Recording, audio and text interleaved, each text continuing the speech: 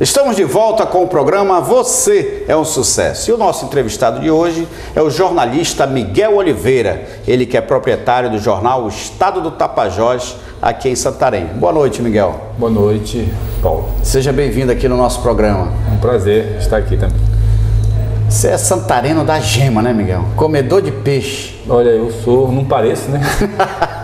Mas aqui eu nasci no Hospital do CESP, né? Minha mãe sendo assistida pelo Dr. Rainer Maroja, foi diretor da unidade de saúde, tempo que o governo federal administrava, no início da década de 60. Tempo da enfermeira Xlava, também, né? E como eu sou filho também de um profissional da saúde, né? Meu pai trabalhava com endemias rurais, então eu fui levado a nascer no Hospital do CESP. Qual é o teu peixe predileto? Pirapitinga. É mesmo? Assada. Assada de brasa e também pirarucu defumado. Acho que são dois peixes com tem o sabor do rio. Você é casado com a senhora Rejane Jimenez, não é isso? E pai de 2 filhos, né, Miguel? Sim, eu sou casado com a contadora Rejane Jimenez. Eu tenho 2 filhos do meu primeiro casamento. Uma jornalista, a Larissa, jornalista, editora do Clique RBS, olha só, lá em Porto Alegre, e o Luan, que é engenheiro de alimentos, estudante em doutorado pela Universidade Federal do Pará. Então são 2 filhos do meu casamento com a Rejane, eu não tive filhos. É um orgulho ver os filhos sendo formados, já doutorado, né, Miguel? É verdade, eu acho que a minha geração, né, acho que a minha família, tanto os ascendentes como os descendentes, nós temos 3 gerações bem distintas. A primeira, da união de um imigrante nordestino, eu sou arigó, muitos não gostam, eu sou filho de cearense, casado com uma cametaense. E de uma família de meu pai, de 10 irmãos, muitos tios. 10 irmãos, tudo de parto normal, né? Muitos primos, né? E filhos da minha mãe, comigo 10. E filhos de pai, mais 2, 12. Todos vivos. É mais que um time de futebol. 2 times de vôlei. Né? Numa família que todo mundo, pela educação, subiu na vida. E você que está nos assistindo sabe que essa expressão subir na vida é sem precisar trapacear, pisar no pescoço de ninguém, ser desonesto. É pela educação. Então, minha família teve a possibilidade, dada por uma mãe semi-analfabeta, que dizia para os filhos: estudem, porque só assim vocês sobem na vida, porque materialmente da minha parte eu não posso dar nada. E meu pai era um funcionário público. E uma família que tem advogado, engenheiro, geólogo, jornalista, engenheiro sanitário, engenheiro agrônomo, engenheiro de segurança, nutricionista, secretária bilingue, economista, piloto, advogado, né? Então biólogo, a gente formou uma família. E nessa geração, que eu me encontro no meio, tem a nossa geração própria, que é a terceira geração, que são os nossos filhos. Que estão indo muito bem. Que são meus sobrinhos, né? Deus me deu a chance de ter, até o momento, 36 sobrinhos e 8 sobrinhos netos, né? Eu sendo o penúltimo de uma família de 10 filhos. Quase que tu era o caçula, né? Quase eu era o caçula. Miguel, e o jornalismo? Como é que começou na tua vida? Era um anseio isso desde jovem? Olha, algumas coisas aconteceram na minha vida assim de forma necessária. As coisas foram acontecendo aos poucos, né? E degrau por degrau. Eu, quando decidi fazer comunicação social, eu sou das primeiras turmas da Universidade Federal do Pará em jornalismo. Naquele tempo não havia exigência do diploma para a obtenção do registro, assim como hoje, mas por outro assunto, por outra decisão. Eu tive a oportunidade de começar a minha vida acadêmica na universidade com uma bolsa para atuar na vice-reitoria da universidade com o professor Geraldo Guimarães. E logo depois eu fui convidado por um professor de comunicação, João Paulo Peixoto, para trabalhar na Fundação Projeto Rondon, que era um órgão do Ministério do Interior, que teve aqui em Santarém, Campos Avançado. Época de 70. Exatamente. Né? Com isso, eu pude ter o primeiro contato com a prática do jornalismo. Estava na universidade, iniciando um curso básico da área de letras, de educação artística, não era só comunicação, que a gente chamava de ensino básico. 2 anos depois que você entrava no profissional. E aí você optava para fazer jornalismo ou publicidade. No Pará só havia esse curso na Federal.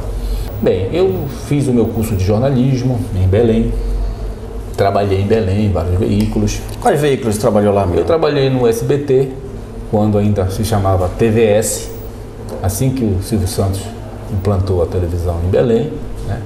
Eu fui para a primeira equipe de jornalismo, eu fui redator. Eu trabalhei em agências de publicidade, né? Depois de um certo tempo eu enveredei pelo marketing político, né? Eu fui coordenador de comunicação da Prefeitura de Belém, fui para Brasília. Falar em político, Brasília. Eu trabalhei em Brasília no Senado Federal, fui assessor de comunicação do Ministério do Meio Ambiente, né? Retornei para Belém, fui diretor executivo do jornal Província do Pará, que não existe mais, né? E decidi há 14 anos voltar para Santarém, né? Quando o jornal Província do Pará começou uma implantação de sucursais no interior do Pará, resgatando o que já havia acontecido em anos anteriores, né, quando o forte do noticiário do jornal Província eram as sucursais de Santarém e Marabá. Eu, como era daqui de Santarém, fui designado para cá.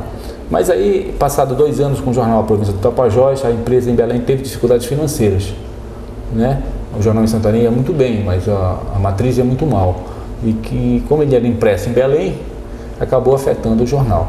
Como nós já estávamos com uma estrutura montada em Santarém, com uma equipe, o que a gente fez? Bem, a gente vai continuar no jornalismo e aí nós criamos o jornal Estado do Tapajós. E aí nasceu o Estado do Tapajós de um grupo que já estava no jornal Província do Tapajós. Faz quantos anos já, amigo? 14 anos. Que o Estado do Tapajós... O Estado do Tapajós tem 13 anos, 13. Né? O jornal em abril... Sempre no mesmo endereço, né? Sempre no mesmo endereço. Eu sempre digo para as pessoas... Eu vejo sempre falar... que o nosso CNPJ era o mesmo. Agora, no ano passado, a gente migrou para a internet. Então, o jornal Estado do Tapajós impresso, ele deixou de circular e passou a ser veiculado pela internet, numa edição digital, no site www.estadonet.com.br. E foi uma nova experiência. E com isso nós resolvemos também abandonar o centro da cidade, porque não há lugar para estacionar. É impossível você ter qualquer atividade comercial no centro, né? Isso afastava as pessoas, as pessoas reclamavam que não podiam ir na redação porque não tinham onde deixar o carro, etc e tal. Então nós, a partir desse final do mês de agosto, nós já estaremos no endereço novo, próprio da empresa.